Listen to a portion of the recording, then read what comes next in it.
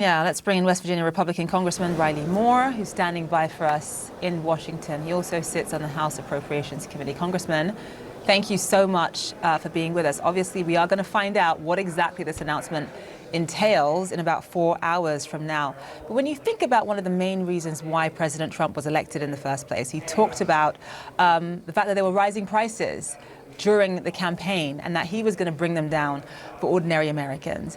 When you speak to economists about the ramifications on the U.S. economy of these tariffs, across the board, all of them, almost all of them say that the consequences will be catastrophic for American consumers because of rising prices, and also really devastating for American exporters because of the reciprocal tariffs that will be put in place as a result. What do you say to that?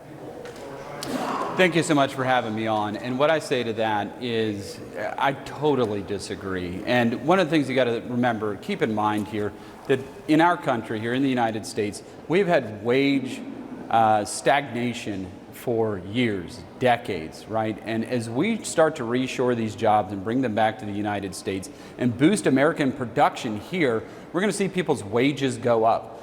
And it doesn't make any sense where we're arguing over the cost of maybe perhaps a can going up by a nickel or something like that, as opposed to doubling people's salaries and giving them more buying power actually here in the U.S. marketplace. I mean, that makes a lot of sense. Two, is that we do have to do reciprocal tariffs because we have to even the playing field. We currently have a trade deficit with every country on the face of the planet, and we need to reach balance. Our producers here need to have access the same way that people have access to us. That's what needs to take place here, and that's why I'm such a big supporter, particularly on the reciprocal tariffs. Well, in terms of reciprocal tariffs, a report from the Ohio River Valley Institute, which I'm sure you've seen, talks about the impact that they could have specifically from China on your home state of West Virginia. Now, according to the report, West Virginia exports a uniquely large volume of coal to China, and if China chooses to respond with tariffs on goods from West Virginia, quote, the state's coal industry could see severe negative impacts. We know how important the coal industry is for your constituents. You support these tariffs. What do you say to those who are worried about their jobs and livelihoods as a result? Well, what I'd say is take a closer look at it. We actually contract a lot of our coal with India and Indonesia right now. China has been looking for other sources of coal. Obviously, they want West Virginia coal because we have the cleanest, best coal on the face of the planet as it relates to electrical generation. But we're happy to have great allies that we work with out there, such as India. 75% of their electricity right now coming from coal, and a lot of that coming from West Virginia. So look, this is consumer free choice out there in the marketplace. China's been taking advantage of the United States for a very long time, and we're not certainly going to barter our future over lower consumer prices made with slave labor in China. So we're going to continue to ramp up tariffs.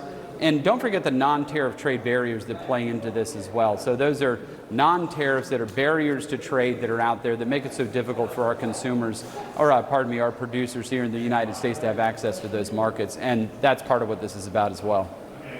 Congressman, what do you think the president's end game is here? Do you anticipate that when he announces these tariffs, that these tariffs are going to be here to stay, or that these tariffs will be a temporary measure until he can actually negotiate deals with various trading partners around the world? Well, I think it's both. I think it's both what you touched on. One, right, with reciprocal tariffs, I think what you're going to get at the end of the day is actually more free trade, right? As those barriers start to lower and we see tariffs come down because we've reciprocated the current tariffs that happen to exist out there in the world, it's going to create more free trade, but more fair trade for the United States. So I think that's going to be part of the negotiating position here of President Trump. But secondarily to that, look, we have the greatest consumer market on the face of the planet here in the United States. And yes, they should be paying to have entrance into this marketplace. And I think it's going to be a great revenue generator for us here in the United States as we look to find other sources of revenue and cut taxes here in Congress and continue the Trump tax cuts, which were passed under his first term. Concern, as you know, from these tariffs is the impact that it's going to have on U.S. farmers. Now, the White House said that they would not be providing farmers with subsidies this time around, and the head of the West Virginia Farmers Market Association said the tariffs would increase the cost on food, fertilizer and feed and equipment, as well as fuel. Your state has suffered a drought last year that's still impacting the agriculture sector in your state. That's not a concern for you? Well, I've not heard of that organization, but I can tell you as a member of the West Virginia Farmers Bureau, which I am a member of, no, I've not heard those concerns. That other organization I'm not familiar with. But in terms of the Farmers Bureau here in West Virginia, no, I've not heard those concerns at all.